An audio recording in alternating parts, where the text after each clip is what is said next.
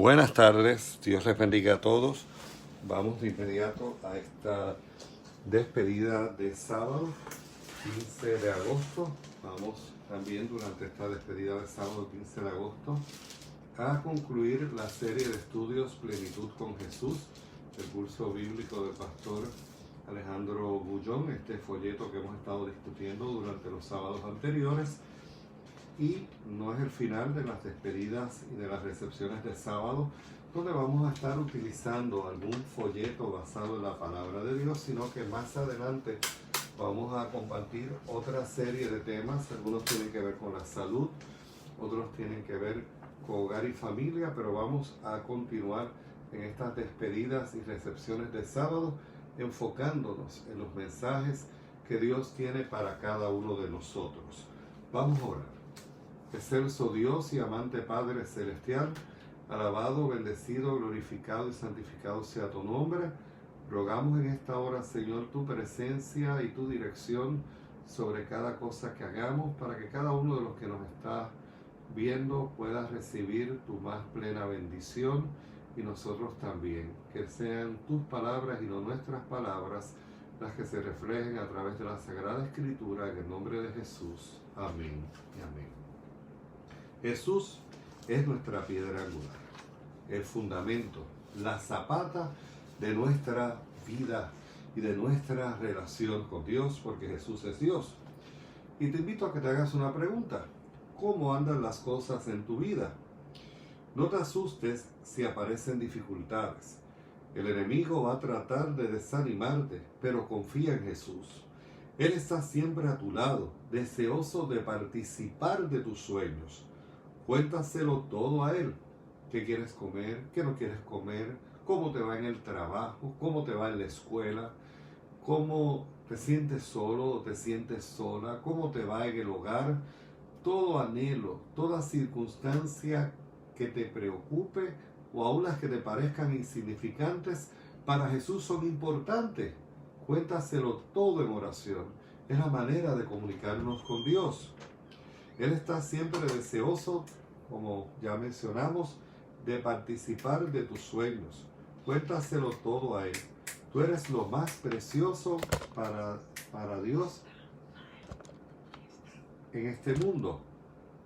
Así que concéntrate siempre en mantener una relación íntima y directa con Dios. Te ama con un amor infinito. No te olvides de eso. Vino a buscarte a este mundo y estableció por amor para ti una iglesia con un plan de salvación y con hermanos para que sean tus compañeros en el camino, y sobre todo, Él como nuestro compañero y hermano mayor, como nuestro guía, como el director de nuestra vida, como nuestro Salvador y Redentor que es. Seguimos compartiendo de la palabra de Dios. No sé si me estás viendo la cara completa o la mitad de la cara. Estamos tratando de hacer este video dentro de una manera diferente. ¿Qué es lo que Dios siempre quiso hacer con los hijos de Israel? Es la pregunta que nos hacemos, y ellos no se lo permitieron. En Mateo 23:37 leemos: Jerusalén, Jerusalén, que matas a los profetas y apedreas a los que te son enviados. ¿Cuántas veces quise juntar a tus hijos como la gallina junta sus polluelos debajo de sus alas, y no quisiste? Dios siempre quiso hacer de los hijos de Israel su pueblo, su especial tesoro. Quiso juntarlos, pero ellos no se lo permitieron. Ellos no quisieron. Dios igualmente quiere juntarte en su iglesia, y tú se lo vas a permitir. Tú vas a tomar la decisión de dejarte proteger y cuidar por la mano poderosa de Dios. La condición para que Dios pudiese reunir a los israelitas esparcidos era que invocasen el nombre del Señor. Pero, ¿qué sucedió cuando Jesús vino? Juan 1:11 nos dice: a los suyos vino y los suyos no les recibieron. Qué triste es cuando usted está anhelando ver a una persona que hace tiempo no ve, alguien que usted consideraba su amigo, un familiar muy querido, y lo trata con indiferencia. Eso le pasó a Jesús en varias etapas en su peregrinar por esta tierra. y le ocurrieron cosas aún peores, porque aquellos a quienes había venido a salvar fueron los primeros que le entregaron para morir en la cruz del Calvario, le gritaron crucifícale y se burlaban de él tras haberlo condenado en un juicio injusto. Y él padeció todas y cada una de esas cosas por amor a ti y por amor a mí. Aunque la mayoría no lo recibió, hubo unos pocos que sí lo aceptaron. ¿Qué hizo Jesús con ellos? Juan 1:12 nos da la respuesta. Mas a todos los que le recibieron, a los que creen en su nombre, les dio potestad de ser hechos hijos de Dios. Si tú crees en Jesús, tú eres un hijo de Dios. ¿Dónde juntó Dios a esos hijos que creyeron? Y recuerda que creer trasciende, va más allá de reconocer intelectualmente la existencia de Dios. Hechos 2, 44 y 47 nos dice: todos los que habían creído estaban juntos y tenían en común todas las cosas, alabando a Dios y teniendo favor con todo el pueblo. Y el Señor añadía cada día a la iglesia a los que habían de ser salvos. Todos los que han aceptado a Jesús son añadidos a la iglesia, a su pueblo. ¿Cuáles son las características de la iglesia de Dios en nuestros días? O sea, en los días finales de la historia de este mundo que estamos viviendo. Apocalipsis 12:1 y 14:12 nos da la respuesta. Apareció en el cielo una gran señal, una mujer vestida del sol con la luna debajo de sus pies y sobre su cabeza una corona de 2 estrellas. Aquí está la paciencia de los santos, los que guardan los mandamientos de Dios y la fe de Jesús. Así que la iglesia tiene una característica y una segunda característica, ambas igualmente importantes. Guardan los mandamientos de Dios. Los 10 mandamientos que Dios le dio a su pueblo en el monte Sinaí y que están escritos en Éxodo 20 y que Jesús dijo con relación a ellos: no penséis que he venido para abrogar la ley o los profetas, no he venido para abrogar, sino para cumplir. Y Jesús mismo dijo también: hasta que el cielo y la tierra pasen, ni una jota ni una tilde pasará de la ley. Y nos da otra señal, la fe de Jesús, que es el espíritu de profecía, la continuidad del don profético que está revelado en el Antiguo y en el Nuevo Testamento, ambos válidos y uno evidencia el cumplimiento de otro. El Nuevo Testamento es la evidencia del cumplimiento de las profecías señaladas en el Antiguo Testamento y el fin de los rituales del santuario terrenal, porque Cristo Jesús asumió en el santuario celestial el papel de sacerdote y de ofrenda por nuestros pecados. ¿Quién es la cabeza de la iglesia? Colosenses 1:18 nos dice: y él, refiriéndose a Cristo, es la cabeza del cuerpo que es la iglesia, el que es el principio, el primogénito de entre los muertos, para que en todo tenga la preeminencia. ¿Por qué se habla de Jesucristo como el primogénito de los muertos? Porque desde antes de la creación del mundo, Él se ofreció como voluntario para pecar, para pagar por nuestros pecados sin Él pecar, sin Él nunca haber cometido pecado. Él se ofreció para morir en lugar de la raza pecadora. ¿Qué es lo que Jesús, el buen pastor, quiere hacer hoy con sus ovejas? Ezequiel 3:34, 11 y 12 nos dice: porque así ha dicho Jehová el Señor: he aquí, yo mismo iré a buscar mis ovejas y las reconoceré, como reconoce su rebaño el pastor el día que esté en medio de sus ovejas esparcidas. Así reconoceré mis ovejas y las libraré de todos los lugares en que fueron esparcidas el día del nublado y de la oscuridad. Dios desea recogerte. Dios desea llamarte pueblo mío. Dios desea que a través del bautismo te unas a su iglesia. ¿Qué hacen las ovejas al oír la voz del pastor?